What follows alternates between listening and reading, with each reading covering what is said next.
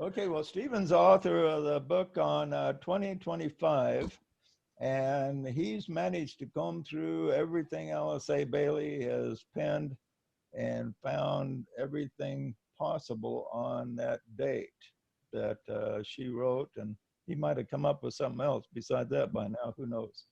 So anyway, I'll turn it over to you, Stephen, to talk about that year, which is apparently going to be an interesting year.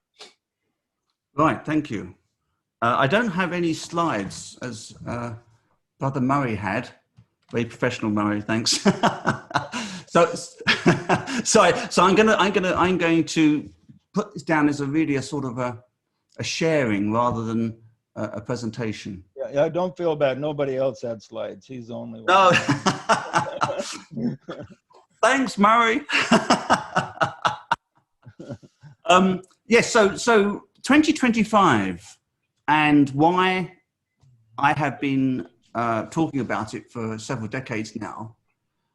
It's something that DK mentions substantially in his books, but actually very few people have actually picked up on and commented on. The last few years, people have been talking about it a bit more, partly because the book may be, but also because some of my friends and colleagues and co-workers have begun to talk about it. Philip Lindsay and people like that have begun to mention it the last 2 or 3 years. In fact, he's done a very good compilation on 2025. You might want to check out on his site, Esoteric Astrologer. And as we're getting so near, especially the interregnum between 2020 and 2025, I think it's really important to understand what DK was talking about and why it's so important. Because all of the issues that we've got now, COVID, political, fires, and all of that stuff, all linked to 2025, or certainly the period between now and 2025. And we should ask ourselves, why did DK mention it so much? I mean, he wrote these things back in the 20s and 30s, in the 40s. Why would he talk about 2025 and keep bringing it up? In fact, DK mentioned it 15 times in his books, in different books. And people tend to just read it and forget about it. But I think it's the most important date of our lifetimes, in fact. Why do I think that?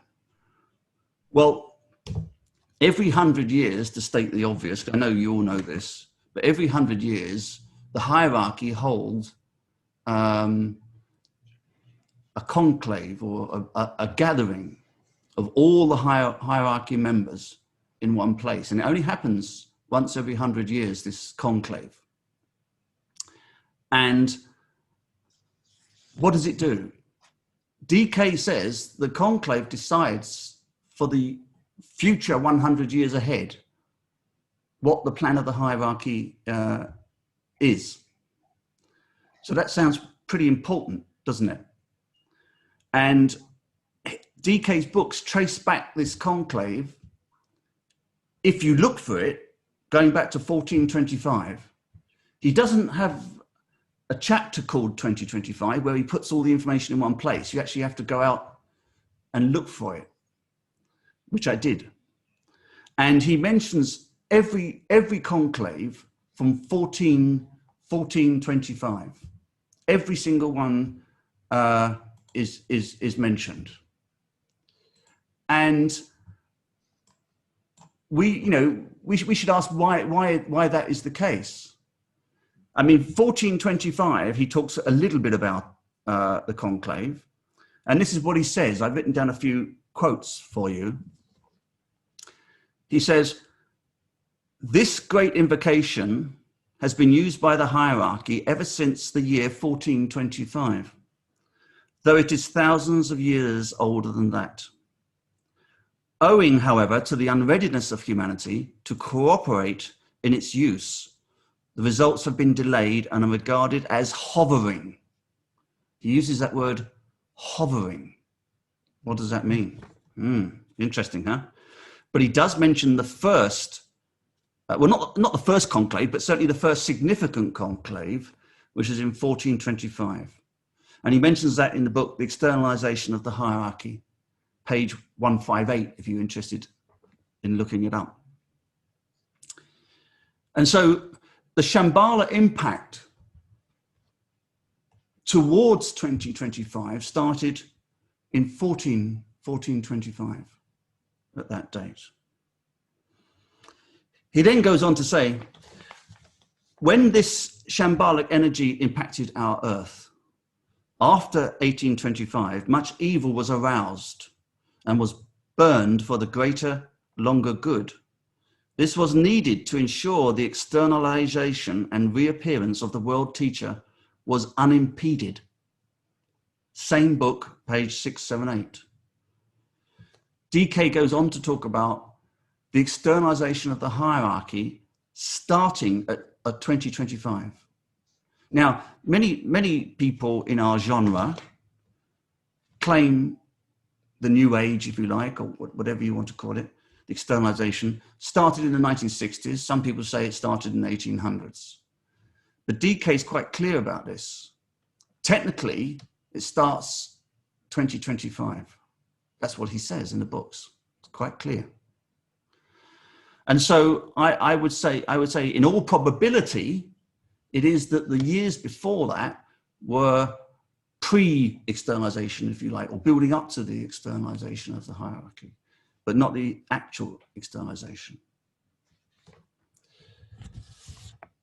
So the most important conclave next to the next one, which is in 4 years' time, was, of course, 1925. And I think it's worth looking back to 1925 to find out what happened, what significantly took place to further focus that year, the 100-year conclave is important to us. A couple of quotes again from DK. Senior disciples in the major ashrams are now beginning to form subsidiary ashrams, as I began to do in the year 1925, he says. So that's very significant. To this end, the masters put their personal groups of disciples in touch with each other, subjectively, intuitively, and sometimes telepathically. Thus, the new group of world servers came into being. What can we deduce from that? In my opinion, the new group of world servers were formed in 1925. And if that's the case, what can we look forward to in 2025? And we can discuss that a little bit later. Because we don't really know, technically, but we can discuss what might happen in 2025. What else happened in 1925? Treatise on Cosmic Fire was published in 1925.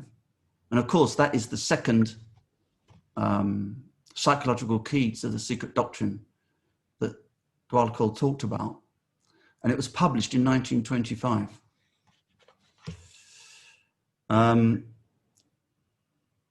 The other very large and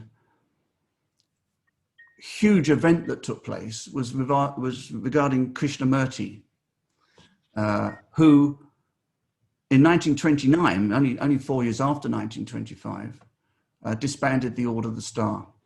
And I think it's worth, for a few minutes, just talking that over, because that is linked very, very closely to 2025. And it's something, again, which people don't often consider. Krishnamurti originally was chosen to be the physical vehicle of Christ, or the next world teacher. And that was decided at the previous conclave in 1825. And then, of course, Blavatsky came along 1875 and started the Theosophical Society, etc., etc. There were some issues with the Order of the Star and Krishnamurti, which led the Christ to take the momentous decision, as outlined in the books by Dwalkol, to return himself, not we can talk about what that means, but physically reappear.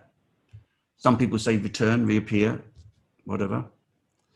But because he's had his Maya Vayupa here on the earth, technically it's a reappearance, not a return, because he just energizes that and uses it again. And Krishna, when he started to withdraw the energy from Krishnamurti, Krishnamurti went through all sorts of healing crises and things like that, which have been well documented in various books by people around him. Mary Lutyens did Is there a good biography on him that details this information? Yes, there is. There's a very good one called Star in the East. I can't remember the author straight off the top of my head, but Star in the East is a very good book. And also I recommend Mary Lutyens' book, Candles in the Sun. That's another very good biography. Okay, I have to check that out. Yeah. If you just bear with me, I'll see if I can find the book.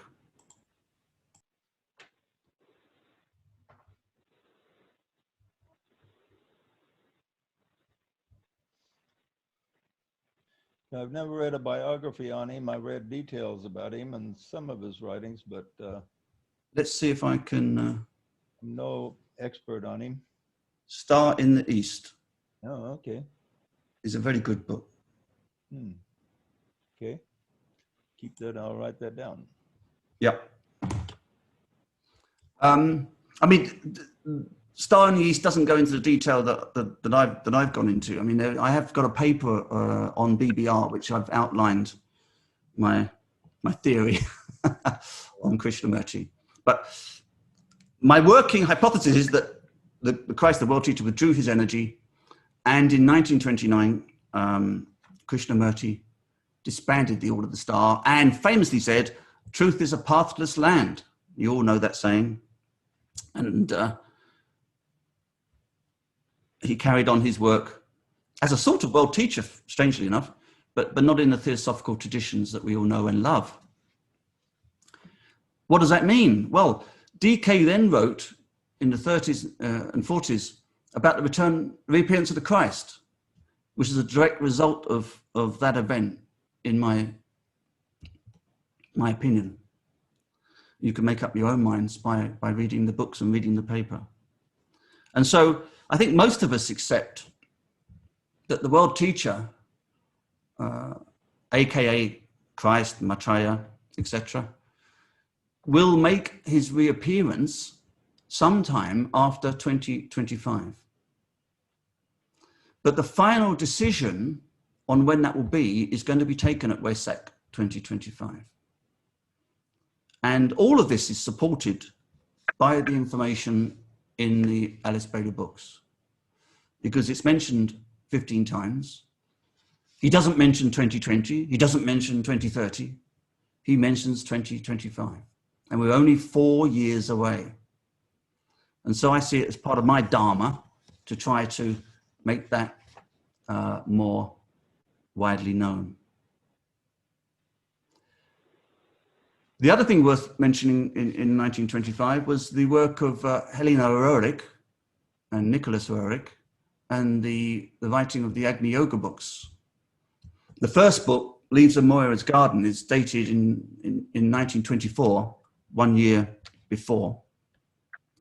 And that first book was written by Nicholas Roerich, not by Helena Roerich. I don't know if many of you know that. What the first book ever written with the Master Moria was written by Nicholas Roerich, not by his wife. And then the second volume of Leaves of Moira's Garden was published in 1925. And so you can see the link that I'm making there, 1924. I think we'll forgive them for being a year early. So 1925 again started the Agni Yoga books, and then they produced the whole sets after that. So Krishnamurti and Agni Yoga, the decision of the world teacher to reappear physically, are all linked to 2025. which is only 4 years away. And that is all linked to the catastrophes that are happening in our world today, from COVID to all the other stuff that's going on. So before we get into what could happen in 2025, does anybody want to ask any questions around what I've said so far? So do you think by 2025, we're going to have all kinds of false spiritualists claiming to represent the hierarchy showing up? Well, if I mean, that's already happened, of course, Yeah, you know, many times. regularly, but I anticipate there's going to be even more than ever right about that day. I think that's correct, but I think the only caveat I would say, I think that's absolutely correct. The only caveat I would say is that most people don't know about the significance of the date. It's not widely. It's not widely known. I mean, even in our genre, the theosophical genre, should we call it, spiritual genre, people aren't really talking about it that much, and so it's beginning to build up. And of course, as we build up towards 2025, next year, 2021, 2022, I mean, things will start to heat up. I mean, my book is selling better now than it was before, and blah, blah, blah. People start to learn about it. I'm expecting other publications to come out and to start to discuss it as well. Yeah. But for people to be able to claim that they are the world teacher in 2020, they'd have to know about the date. So that's the only thing. But I think energy-wise, yes, I think many people will start to claim that they have connections either with the world teacher, you know, cream style, or with masters. Yeah, I think it's going to take a lot of discernment when we reach that day to figure out who's for real and who isn't. Well, yeah. I mean, DK has made it clear that he's not going to be giving out any teachings until after 2025. I mean, he says that in the books. And he said it's clear. I mean, it's clear. I mean, you know, he said there will be no more. I will give no more dictation, he said, until around 2025. That's what he said. And people still claimed that they were in contact with him, even though he said he wasn't going to do it. Yeah. So, but yes, you are going to get some increase in that as it becomes more popularly known. 2025. I mean, people always latch on to things like that, and I think you know, one of my things that I've said on BBR quite often is I think some people genuinely connect to the energy of a master's ashram. I think it does happen. You know, I mean, people do. Obviously, you know, people evolve and they start to work and they do have connections. But the problem is that they extrapolate the connection into being a personal one-to-one, tete-a-tete. That's the problem. You know, I mean, it's so easy to do. I mean, I've done it myself many years ago when I first started out in the 1980s, and I started to work with the ashram energies. You know, there was a time when I felt that I was in direct contact with Kuthumi, for example. I know it sounds absurd now, but it wasn't just me. I mean, people around me thought that too. And it wasn't until after a certain amount of teaching and learning and getting to understand the energies that I learned that it wasn't the case. That I had a connection with one of his disciples. But it's so easy to have a connection and to get some information and then to extrapolate it into having a cup of tea with Kuthumi, you know, and people do that all the time. So I think it's wise we don't just sort of condemn them all as just, you know, being absurd. I think some of it is absurd, but some of it is genuine connection, but simply extrapolation. That is my view. Something genuine that shows up, so you never know. Can you share, Stephen? Can you share some of your references? I know you mentioned a couple pages. It was, I think, in Externalization of the Hierarchy where he talks about 2025. Yes, probably the easiest thing to do is maybe a little bit later is to write them all down for you. But I know the page numbers I've given you so far, both Externalization of the Hierarchy, page 158 is talking about 1425, and page 678 is talking about 1825. Let's see if I've got any others here. Glamour, page 170. Externalization again, page 530. And Dina, page 64. Dina, the Dina page 64 quote is, senior disciples in the major ashrams are now beginning to form subsidiary ashrams, as I began to do in the year 1925. Dina, page 64. That one. Because my personal belief is that 4 years after this election in this country, there will be a major upheaval. It'd be 2025. I've thought that for some time. So that interests me that you've done all this research on that date. Yeah, 2024 election is going to be really important to you. It'd be very poignant. Hopefully we'll have one still. Well, yeah. Yeah, that's right. Well, if we have anything to do with it, we will. Well, it's you know, Curtis, it's in the hands of humanity. DK talked about this a lot. He talked about it's the evocation of humanity which will enable the world teacher to reappear. It's humanity's got to do the work. And the reason that we're having problems now, from my observation, is because we have not developed the way that DK had thought we would do. I mean, DK, back in the 20s and 30s, he said there was, I think it was 156 initiates in the world he talked about. And he talked about, of those 156 initiates, I can't remember exactly the figure, he said there's like something like 60 or 70 who are useful to him. But then he went on to say that by 2025, there will be millions of them. Now, he was predicting that if humanity followed the trajectory that was decided in 1925, then there would be millions of initiates. He also talked about the World Federation running the world. Do you remember that? He talked about that. He said in 2025, the World Federation, of talking politically, will be in place. Well, that hasn't happened, has it?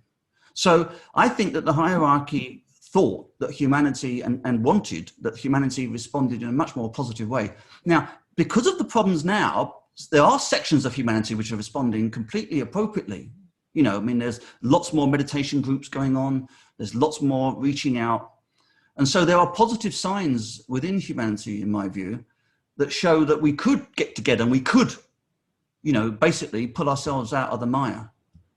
But, and this is purely a personal opinion now, so please don't read anything more into it than that, because I'm only a student as you are. But I believe that only an intervention will save humanity. I don't think humanity are going to respond in enough numbers to get the critical mass necessary to save ourselves. It's purely opinion, but my opinion is observing and reading the history that we simply haven't done it. And therefore an intervention will have to take place post 2025. And what could that intervention be? Well, DK talked about that too, didn't he? He talked about we must do certain things to avoid the destruction of humanity. He said those words. Is that if we don't do three things, we will not avoid the destruction of humanity. Those three things are: one, a recognition of the world of meaning. Two, a recognition of those who implement world affairs and who engineer those steps which lead mankind towards the destined goal. Three, a steadily increased recognition of the plan on the part of the masses. Esoteric Psychology, Volume 1. He goes on to say, the inner structure of the World Federation of Nations will eventually be equally well organized and its outer form rapidly taking place by 2025. Well, it better get going pretty quick, hadn't it? We've only got 4 years to go. There is no sign of a World Federation of Nations. There isn't. I mean, United Nations we have, but it's completely inept, isn't it? But those three, going back to those three recognitions, I raise them because they are linked integrally to 2025. A recognition of the world of meaning, right? What does that mean? Has anybody got any thoughts on that? A recognition of the world of meaning. DK talks a lot about the world of meaning in his books. Yeah, he does. Basically, it's understanding why things happen the way they do, I guess. Something to that effect. Well, it's the world of the soul. The soul. Yeah. Yes. The world of meaning. So what I think he's suggesting also is that we're living in a world of illusion and delusion. That's my understanding of it. And that we have to recognize the meaning behind everything. What's the meaning of what appears to be? Yes, exactly, Edward. That's what it is. And what It's really is. What really is. That's right. That's exactly what it is. The world of meaning, everything. I mean, people talk about political stuff. They talk about COVID. They talk about all these things. But all these are all effects. They're not meanings. They're all effects of inner energy. Everything. And humanity needs to understand that, is my understanding of what DK is teaching there. It's not enough to say, oh, well, you know, we feel sorry for koala bears because they're getting burnt in Australia. Yeah, of course we do. You know, nobody wants to see fires and earthquakes and political upheavals and revolutions and mad cow disease, bird flu disease, dengue, you know, which is nothing new, is it? This COVID thing, let's be honest. I mean, now we've got the COVID. Next year it'll be something else. And the nature, the world is trying to teach us something about the world of meaning. You know, don't abuse the world, don't abuse animals, don't abuse humans, you know, and all of those things that I know every single person on here believes in and believes to be true. And only by tackling the world of meaning and understanding the substance behind the illusion can we move forward. And DK was saying here that if we don't do that, as one of the three recognitions, we cannot avoid the destruction of humanity. The second one then, a recognition of those who implement world affairs and who engineer those steps which lead mankind onward toward its destined goal. So he's talking about the externalization of the hierarchy there, in my opinion. Any other opinions on what that means? The second recognition.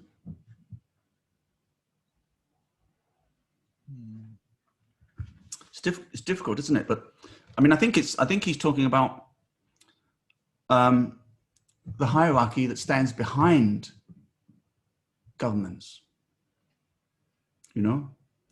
And this is important because we look at world leaders and we say, oh, this person, you know, particularly in America, particularly at the moment, you know, this person's this person's that.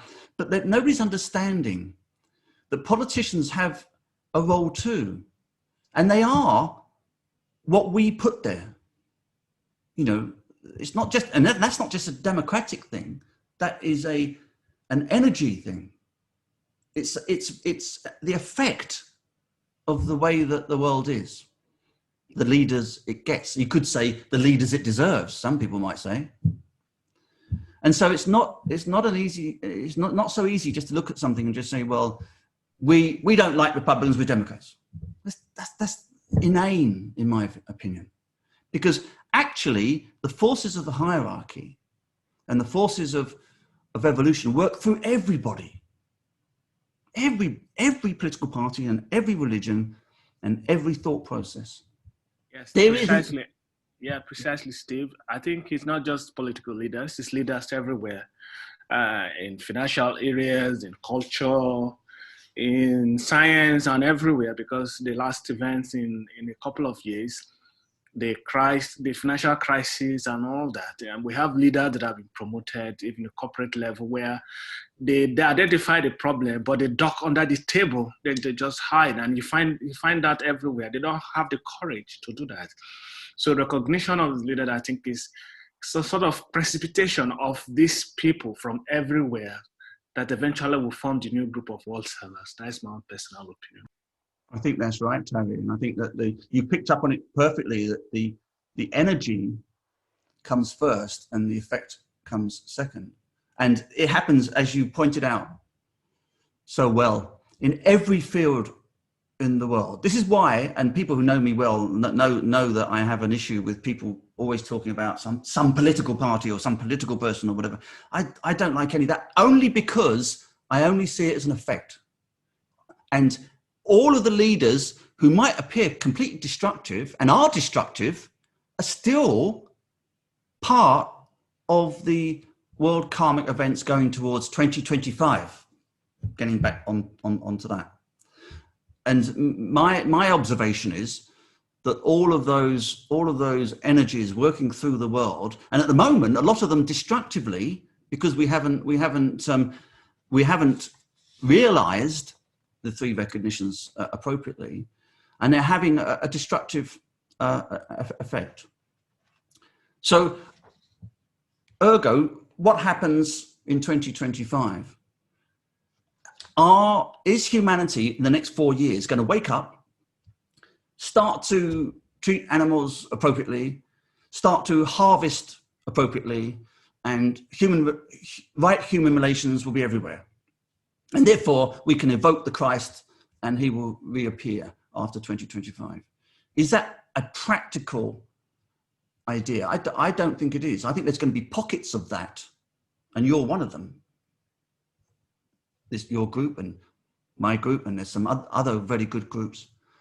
And there are pockets, and these pockets of love and energy can make big changes. There's no question about that. But can we change enough by 2025 to evoke the world teacher, as was written in DK's books, who will respond to that evocation and reappear? I think it's probably unlikely. I hope I'm wrong. I hope I'm wrong. I think it's more likely that the hierarchy will meet, and I don't speak for them. It's just my observations. I hope I'm wrong on that, and I hope but I suspect that they will meet in 2025 at WESAC and make the decision for the world teacher to reappear. I suspect that's what will happen. Is this what you see as an intervention, as the coming of the world teacher? Yes. Okay. Well, it's either that or destruction of humanity.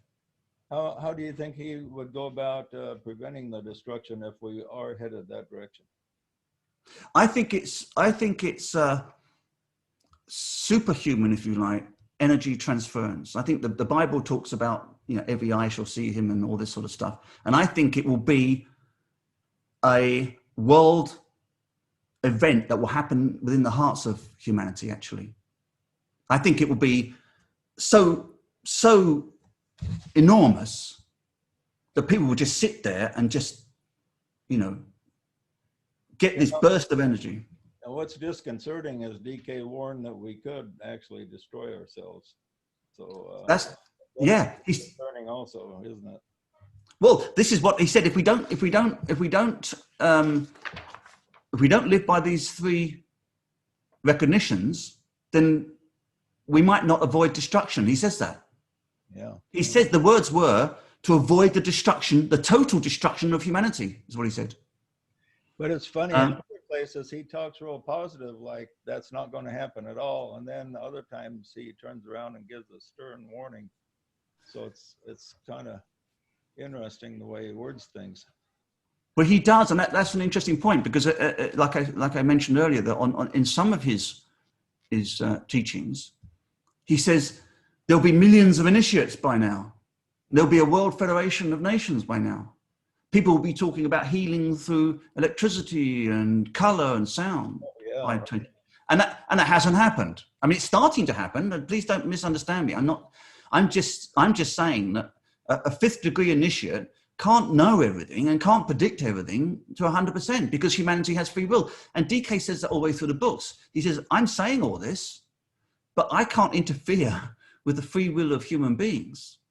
And he can't. I think what's happened is he was just a little too optimistic on human, and we're behind schedule, but hopefully we can catch up. Well, he was optimistic about several things. I mean, there's certain things like the Dina groups. I mean, he was optimistic that those people in those groups, through his personal teachings, would form an outer ashram on the physical plane for the hierarchy. And it didn't happen, did it? It didn't work. Had a handful that worked out to any degree. I mean, yeah, well, some of it worked and some of it didn't. Some people left, some people were kicked out. And unfortunately, it didn't do what he thought it could do. And it had the potential to do it. And I think that's what he talks about. The potential in humanity is for millions of people to evoke Christ's reappearance. Of course, the potential's there, but you know, people have a choice, don't they? I mean, people have a choice now. I mean, you've got all sorts of problems in your country. You know, I mean, people on the streets fighting. You know, you have a choice. You know, Gandhi had a choice. You know, his choice was not to fight, not to battle, but to sit down and to peacefully demonstrate in masses and millions to get the freedom of India. You know, and he did it the right way, in my view. You know, but people have a choice. They can go out and smash windows and loot, or they can meditate and they can peacefully protest. And then people have their own personal choice. It's their own self-responsibility. It's nobody else's responsibility how you act. You know, it's not because something happened on the streets to somebody else and you've got to go out and hurt people. No, you have a choice. You know. Anyway, so that was the second recognition. And the third one is a steadily increased recognition of the plan on the part of the masses. And he was talking there about, obviously, people understanding about the externalization process and have a recognition. That's the key word. And again, that hasn't happened yet. It hasn't. I mean, if I go out in the street today and I say to 10 people, what do you think about the externalization? They're going to wonder what on earth I'm talking about, aren't they? And part of the plan was goodwill. I gave a talk on that this morning, and we're behind schedule on promoting that also. Yeah. Well, that was what I was just referring to a minute ago, wasn't it? Goodwill. People have the choice, you know. I mean, goodwill is is the sort of lowest form of love DK talks about, but it's the one thing that all humans can understand. You know, it's only through love that we're ever going to change this planet. Not emotional love, but in the intuitive love. You know, we just can't do it otherwise. It's impossible. And there are groups like yours, like mine, and like there's several others who are trying to ground the light, if you like, without sounding too new agey, to ground the light onto the earth plane. Because I think that everybody in your group, and my group, and several other do understand about the masters and the externalization and all that jazz. And so by understanding that, we can impart love and wisdom to other people through group work, mostly through group work. So I've got... Oh, sorry. Sorry, Rick, go on. I was going to say, I've been getting my own personal observations that the crowds of people in the world are ready to move upward. And, you know, that if only we could get rid of all these bureaucrats that nobody elected in the first place, we want to get to the point where we have love for everybody in the world. Yes. That's right. Yeah. Well, it's in the hand. I mean, we get what, as like I said before, we get what we deserve to a certain extent, Rick, you see, because the world, people have not risen up against these bureaucrats, have they? They've not. They're starting to now, but they haven't really got their act together.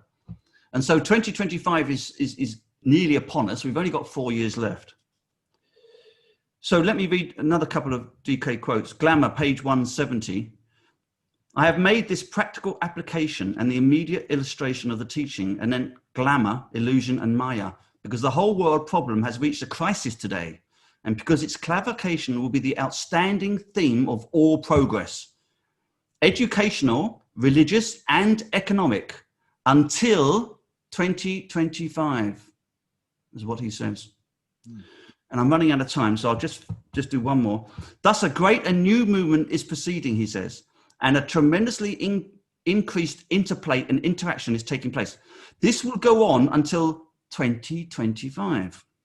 During the years intervening between now and then, very great changes will be seen taking place. We all know about that, right? And at the great General Assembly of the Hierarchy, held as usual every century in 2025, the date, in all probability, will be set for the first stage of the externalization of the hierarchy. That's in the book, Externalization of the Hierarchy, page 530. So what can we expect in 2025? I think that it's beholden to all groups to sort of make that year a very special year, to work towards it, and to help build the Antakarana of Christ, and to open ourselves up to be prepared for whatever happens between then and now, because there's going to be more cataclysm, there's going to be more issues, there's going to be political upheavals, there's going to be viruses, there's going to be all sorts of earth changes and all sorts of stuff happening. Who knows what's coming, but it's coming, you know. And it really, what is it? It's a wake-up call, right? It's, you know, we've tried to talk to you, we've sent the signs, we've done the stuff, but you've not woken up to it. So here's a wake-up call. Bang, bang. Are you awake yet? Bang, bang. That's the problem. And that's going to be through all those channels that Terry talked about, with cultural, political, religious, on all levels, health, environment, the whole shebang, you know. And 2025 at Wesak, on the 12th of May in 2025, the hierarchy will meet and they will make the final decision on the next 100 years until 2125.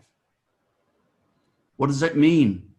It means that the personnel in the hierarchy that DK talked about will change. It changed in 1925. It changed before that. DK talks about KH taking on the mantle of the world teacher, and DK will take on the mantle of KH. It's all in the books. And that is going to be post 2025. I'm not suggesting on the day. I mean, I would be most surprised if suddenly on the 12th of May, all the TV screens went blank and the beautiful light flowed out the TV screens, and we all became sort of enlightened, so to speak. I don't think that's going to happen.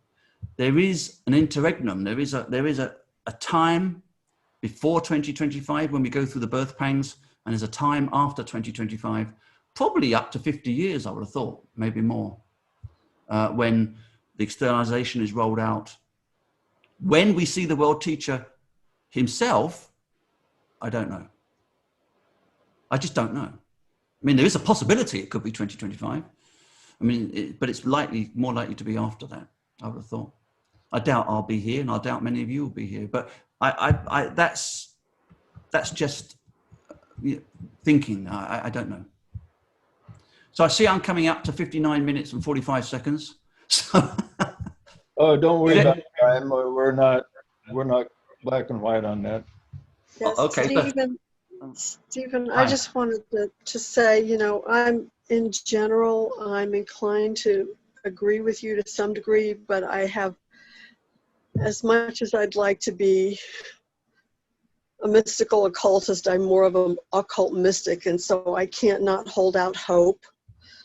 And as ominous an opportunity as the COVID-19 is, for example, I mean, when in your lifetime have you watched advertisements on television that say we're all in this together?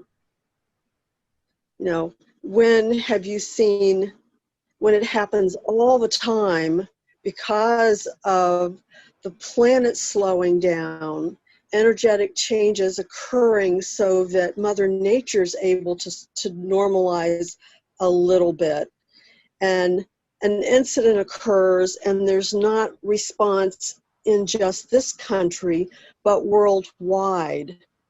You know, so as much as it doesn't look ideal, you know, I just to some degree have to hold out hope that there's going to be enough conscious change. DK talked about, you know,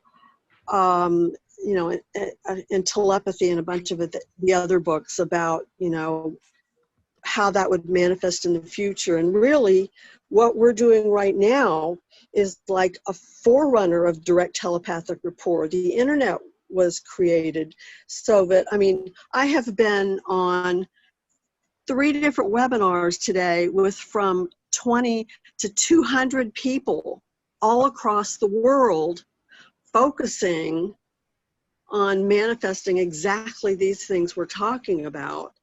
And 30 years ago, that didn't happen.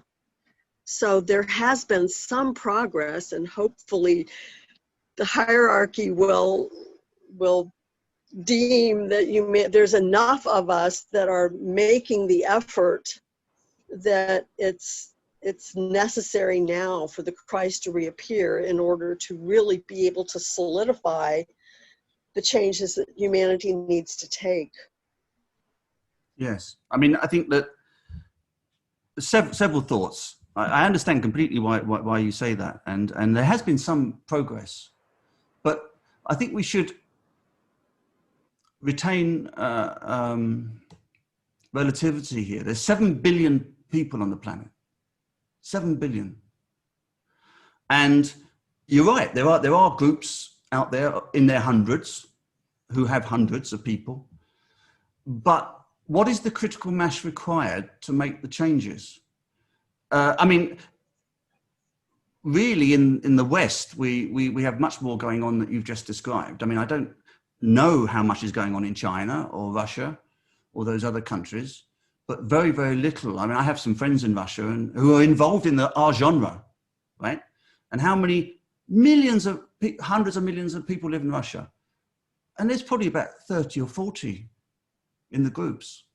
I hate to be depressing, but there's not many, you know. And one of the things I feel strongly about is that we got to reach beyond the esoteric groups out to the common man and eventually influence him.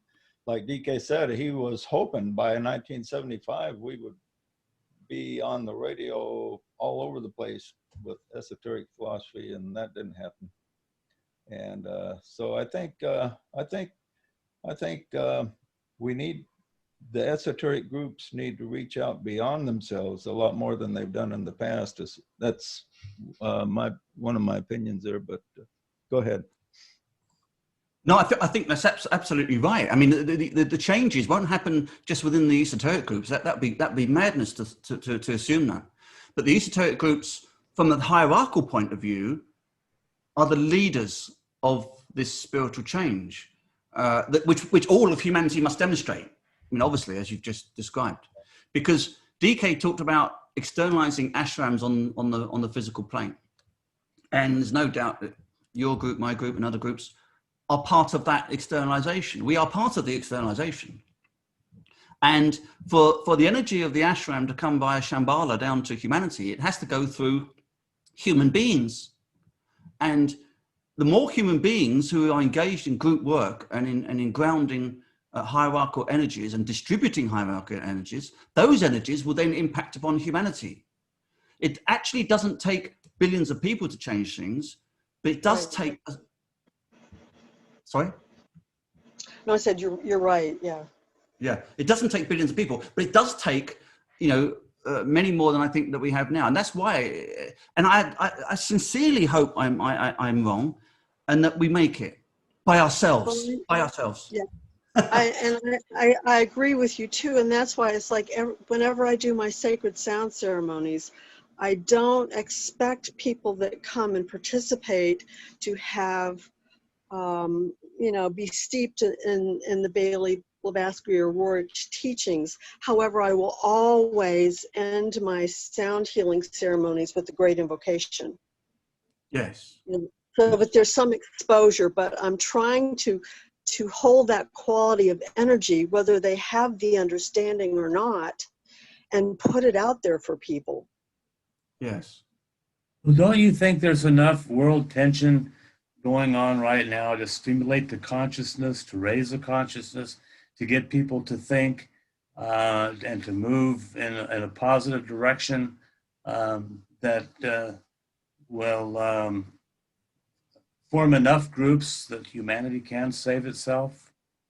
Well, that's what's going on, isn't it? I mean, the reason we've got these problems, Curtis, is that the energy of the world is pushing us to do exactly what you're describing.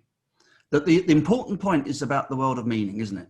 Is that the world karma, the national karma, world karma, our own individual karma, group karma, all of that stuff, is magnetically and energetically pushing us to do what we should be doing, which is exactly what you're describing.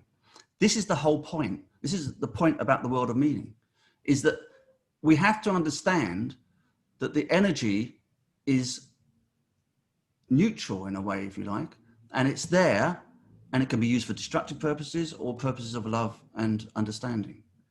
And the more people we get to think about the world of meaning and the three recognitions and the externalization plan and the hierarchy, the more people will be available to ground, if you like, or earth, if you like, that energy, that rarefied energy around us. Because if we don't do that, the energy then becomes a destructive force, as it is at the moment. I mean, there's no doubt about it that the hierarchy and the world karma are begging us to wake up and to see what's happening and to do something about it.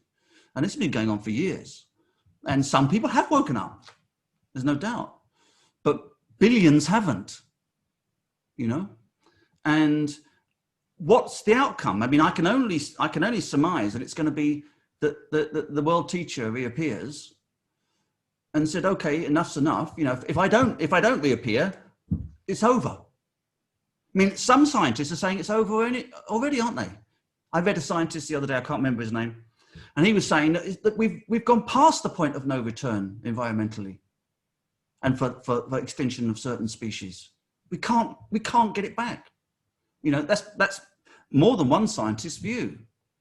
I can only say that I think that the world teacher will walk again on our earth. And I think that every heart shall know him and every eye shall see him.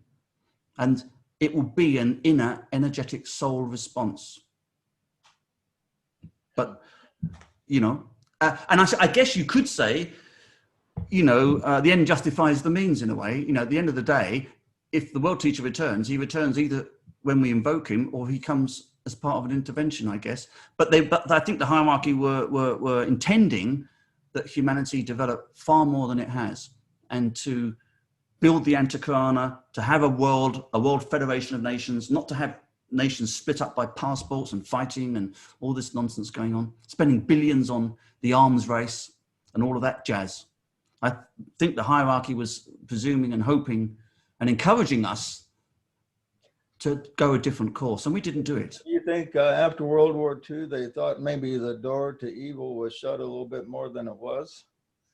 Yes, yes. Yes, I think that's right. I think that it wasn't shut. Yeah.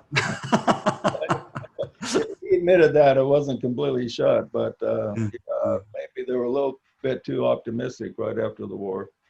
I think they were, because it was a, you know, we must bear in mind that DK as a 5th degree initiate was still like a grain of salt to the great cosmic avatars. You know, I mean, we have to understand that when they talk about perfected masters, they don't mean not perfect. No, well, you know what I mean. Perfect in the sense of not dominating. That's the wrong word. Of overcoming emotional, you know, the emotion and all that stuff. So they've done that. So they are perfected masters. But DK himself says he can't foretell all the future. If you look at some of his prophecies, they haven't happened. I mean, look at his own groups I described about 30 minutes ago. Dina didn't work. You know. But one thing that has worked, let's be completely positive. I think triangles is the greatest work ever to come out of decay. I think triangles and the triangle network has saved humanity so far. That's my observation. Triangles, I mean, there's not that many of them, but there's a few thousand. But those triangles have earthed the hierarchical energy for many, many years. You know, it's also possible the internet is more developed than they anticipated, and that could be a positive thing. Well, it's funny you mention that, because the internet is really a metaphor, isn't it, for the spread of goodwill, isn't it? Because almost everybody has the internet, and if they don't have food sometimes, you know, the internet has spread. I was going to say like a virus, so it's probably not a good choice of words, but you get my point. You know, it's spread throughout humanity, and most people are in some way connected. And an event that happens in Africa is on our screens within 10 minutes. Yeah. You know, so actually, that's a metaphor for externalization, isn't it? On its lowest level. Right. You imagine if we could externalize love like that, as we have the internet. Yeah. Well, we're seeing right now is just a dream a generation ago. Yeah, exactly. So we're making huge progress. I'm greatly encouraged about what I see about the advancement of consciousness in my lifetime, because I was born in 1938, and things weren't anywhere near as they are now. And I've been in these groups since 1969, and I know of, and I've been associated with them all around the world. And I see that we have to focus our attention on the good and that which is really happening, and get beyond the discouragement of the appearances of things. Steve, may I ask a question? Yeah. At this critical juncture in humanity, would selfish service be as effective as selfless service? Can you define selfish service? So, well, a service that would be offered for the personality's enhancement, even though it was considered selfless. It may be humanitarian in effort, but the motives may be of a selfish nature for self-aggrandizement, even though it is put forth as aid to humanity, as opposed to one who is totally selfless and coming from that space. Just wondering what you might think. I think all of us have a mixture of both, actually, don't we? I think it's by degree. I don't think there's many people who are, in my observation, who are black or white. I think all of us sometimes do things for selfish motivation, and sometimes we do things selflessly. But the fact is, what is the energy which is going to level all that out? The leveling energy is karma, and as Buddha taught about, intention is everything. And at the end of the day, our soul evolves through karmic energy, and you cannot fool it. So if your intention is to help for your self-aggrandizement, then that will be repeated in your own karmic ongoing lives, because it's the energy of karma, which is a completely different, huge subject, is dynamic and will respond to love and will respond to the selfishness of the personality. So in some ways, how can we judge? In some ways, some people say Bill Gates is a selfless person, and some people on the internet, I notice, are saying he's almost like Lucifer incarnate.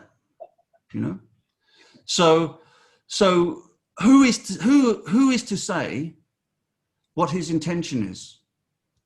Only his soul knows that, and you can't fool it, you can't buy it, and you can't change it. That's it. It's just what is. It is what is. No, that's it. It is what it is, huh? Well, I would like to say, Steve, I really appreciate your intelligence and your remarks.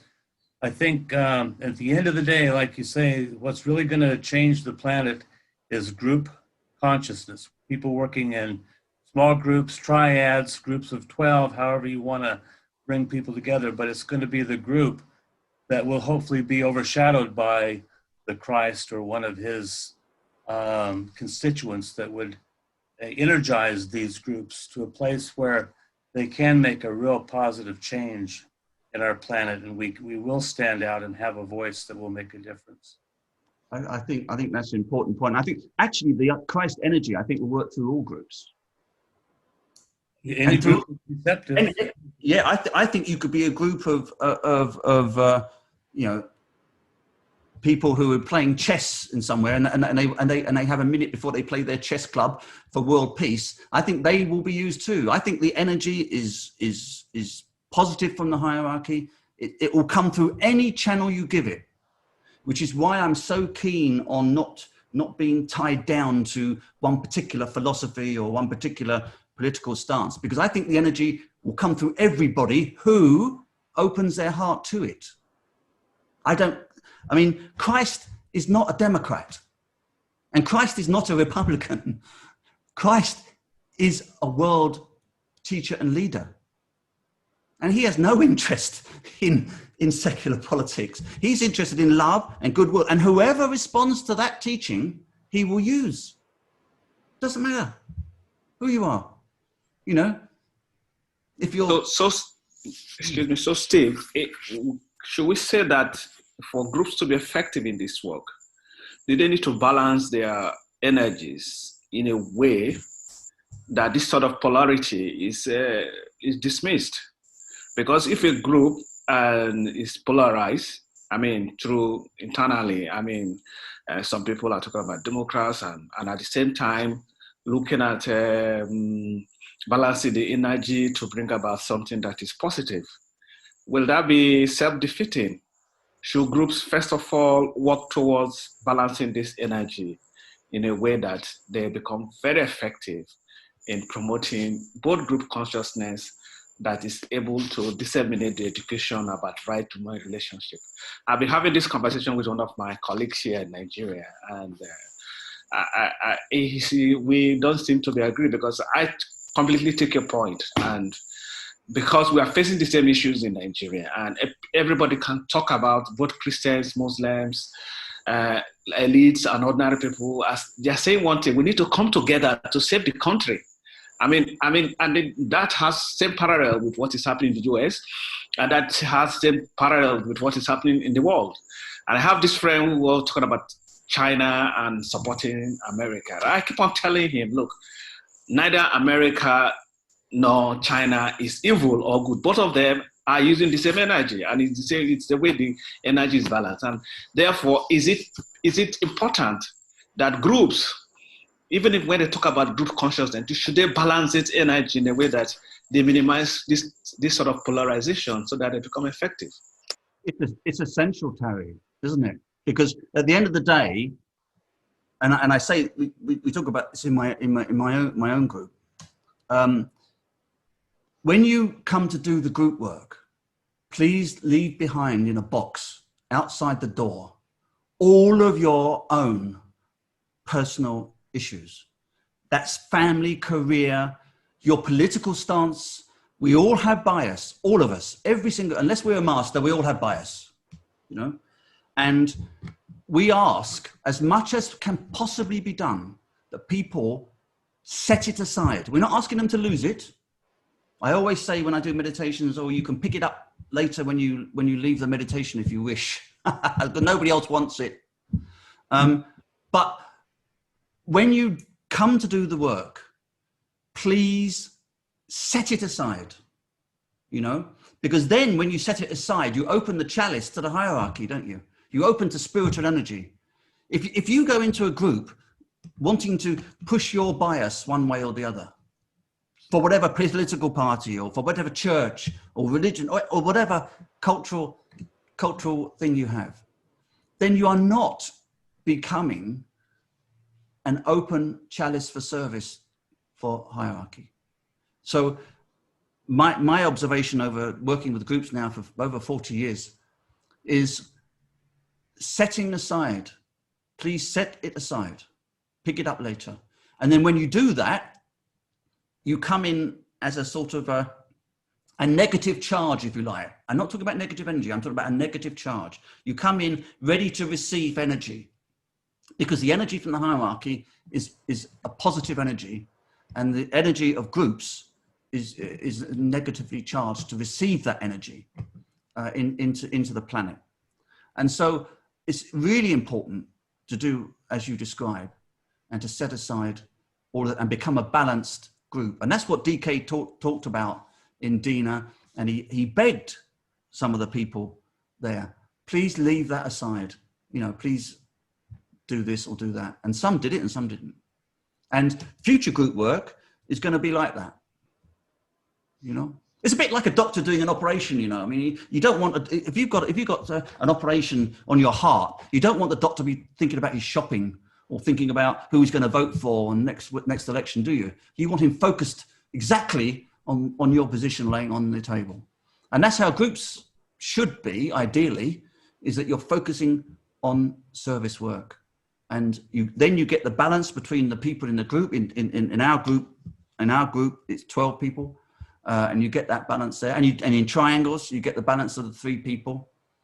And that is the goal of all groups, I would suggest. And that is directly from the teachings in the Blue Books. Yeah. Okay, well, we really appreciate it.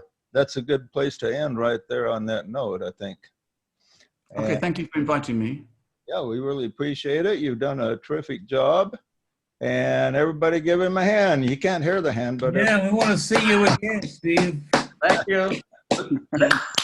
Bless you all. Yay. You can hear us. Bless you all. And let's just all get together and look to the light. Yeah, we'll have to look for ways to cooperate more. Yeah, we should. We should. Yeah. Thank you so much, everybody. Thank you, Stephen. Namaste. Thank you, Stephen. Namaste. Namaste. Namaste. Thanks. Thank you. Nomi Renge Kyo.